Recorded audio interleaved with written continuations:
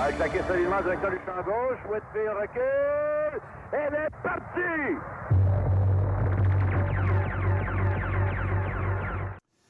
Il y a des moments comme ça dans le métier que je pratique qui sont de véritables plaisirs. C'est un grand honneur et un voyage dans le temps pour moi de recevoir Jacques Doucet ce matin. Bienvenue à l'émission. Salut. Je suis bien content que vous soyez là. Moi, je suis bien content d'être ici Ah, aussi. bien, tant mieux. Co-auteur d'Il était une fois les Expos, c'est le tome 1, les années 69-84, avec Marc Robitaille. Marc Robitaille, c'est le scénariste de, entre autres, un très, très joli film de baseball, Un été sans point ni coup sûr. Oui. On en regardera un extrait tantôt. Vous êtes la seule, en tout cas une des seules personnes, j'imagine qu'il y en a d'autres encore vivants, là, mais vous avez été témoin de tous les matchs. Bien, peut-être des pas Expos. tous, mais du premier jusqu'au dernier, avec, je veux dire, quelques congés ici et là, ou soit par la maladie ou ces choses-là, mais dans l'ensemble, je suis le seul au Québec qui a vécu à l'étranger et à domicile. Il y avait avec donc personne d'autre que vous qui était mieux placé pour écrire ça. Bien, possiblement, et surtout avec un gars comme Marc Robitaille, parce que on a un point commun, on aime tous les deux le baseball, mais on a une grande différence, c'est que lui, c'est un ramasseur, puis moi, je ne le suis pas. OK, fait que vous, les feuilles de partie puis tout ça, vous n'avez jamais... Ah non, j'ai jamais... non, et j'ai jamais été un collectionneur. Alors que lui, Ah ben, littéralement, là. oui, oui. Alors, moi, toute l'histoire des expos, je l'ai là. Sauf que Marc, lui, au fil des années, avait accumulé des tonnes de journaux, de revues, toutes sortes de documents. Et son épouse Sylvie, à un certain moment, lui disait, « Marc, veux-tu bien me dire ce que tu fais avec ça? Ouais. Ça encombre tout le sous-sol. Tout à l'heure, on va être obligé de louer un espace à l'extérieur pour un... Ça n'a pas de bon sens. » Mais il disait, un jour, ça va me servir. Et c'est lorsque, finalement, on a décidé d'unir nos forces pour produire ce document-là que, là, ça a servi. Ça a été compliqué de vous convaincre de participer à ça? Bien, c'est parce que au départ, les gens disaient, « Écoute, Jacques, il faut que tu écrives. Oui. Sauf que quand tu te regardes dans le miroir, il faut que tu reconnaisses tes points forts et tes faiblesses. Et moi, je suis un journaliste dans l'âme. Ouais. Je suis capable d'écrire un article, je suis capable d'écrire un commentaire. Mais de là à écrire un livre, il y a une marge. Je ne suis pas un auteur, je ne suis pas un écrivain. Pourtant, vous dites ça, je ne suis pas un auteur. Les descripteurs de matchs de baseball, c'est parmi les gens, moi, de tout sport confondu, qui ont le plus d'imagination.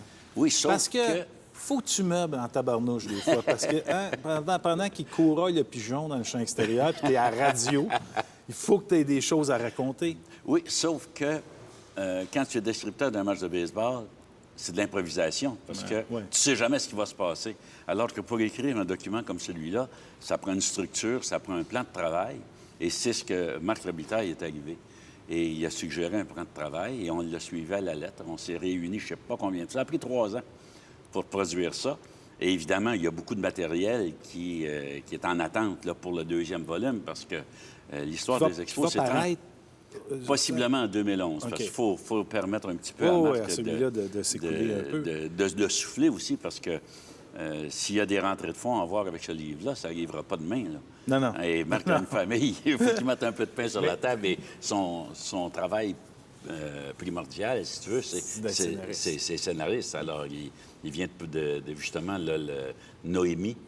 C'est lui qui a écrit. Oui, absolument. Il est en préparation de Noémie 2.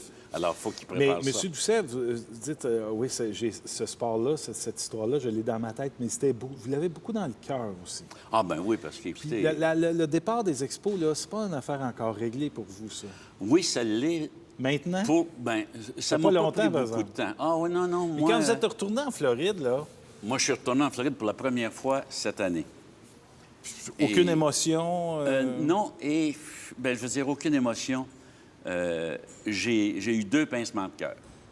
Je suis allé voir le match de l'équipe de la République dominicaine dirigée par Philippe Alou contre les Marlins de la Floride à Jupiter.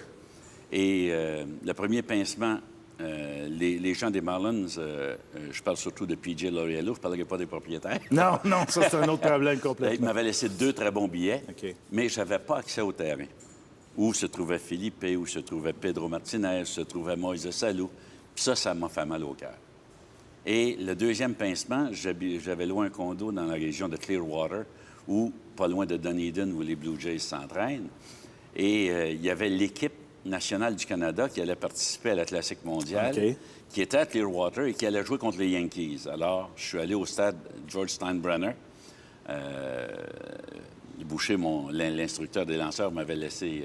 Denis Boucher m'avait laissé 2 bons billets, mais encore là, j'avais pas accès au terrain. Il y avait Larry Walker qui était là, il y avait Mike Johnson, il y avait une foule de gens, d'anciens lanceurs des Capitales qui étaient là, tu sais, que j'aurais voulu aller renouer sur le terrain. Et peut-être c'est un concours de circonstances, mais l'équipe canadienne a marqué 9 points à la première manche. J'ai dit à mon ami Gabriel, qui était avec moi, je lui ai dit, écoute, Gab, c'est la 4e manche, on s'en va dessus. Et je suis parti. Et j'ai pas remis. J'aurais peut-être pu aller à d'autres matchs, mais le fait de ne pas avoir accès au terrain, d'aller côtoyer les athlètes, comme je l'ai fait, mais c'est ça. Alors, j'ai trouvé ça très difficile. Je comprends. Mais en ce qui concerne le deuil des expos, c'est peut-être une philosophie de vie que le baseball m'a enseigné. Mais je dirais, dans les 48 heures qui ont suivi le dernier match à New York, je savais que c'était fini. Puis ça me donnait rien de me faire des ulcères, de dire... s'il y avait eu un mécène qui devait se pointer, il se serait pointé avant. Alors, ils étaient partis pour Washington, puis heureusement qu'à peu près 1 an après, j'ai eu un coup de téléphone des Capitales de Québec et j'ai pu déterrer mon micro pour reprendre le boulot. Parce que c'est pas l'amour... C'est bien sûr l'amour des expos, mais c'est l'amour du baseball aussi. C'est ça qui vous fait... Ça a été ma vie. Ça a été ma vie pendant 36 ans, puis on peut pas tourner la page comme ça. Non, je comprends. Je suis toujours le baseball à la télé. Sur Internet, c'est une source énorme de renseignements. Alors, comme je fais encore la description de quelques matchs avec les Capitales à Québec, il faut que je me tienne au courant de ce qui se passe sur la scène du baseball, que ce soit autant amateur que professionnel. Baseball. Moi, en tout cas, quand on aime le baseball, tu passes devant un parc public puis une game de baseball, t'arrêtes puis tu regardes la game de baseball parce que c'est du baseball. C'est ça. Il n'y a pas besoin d'autres raisons que ça. Je fais partie aussi de la Ligue junior élite. Je suis conseiller au président Jeannot Lefebvre et c'est évident que moi, si je m'occupe de baseball, je suis heureux. Alors que ce soit au niveau Pee-wee, quand je vais dans des remises de trophées ou quelque chose, j'ai toujours un message pour les jeunes. Ah, M. Doucette, Monsieur Doucette, c'est un plaisir. Il faut que vous reveniez faire des chroniques. Merci infiniment. Extra. Bye.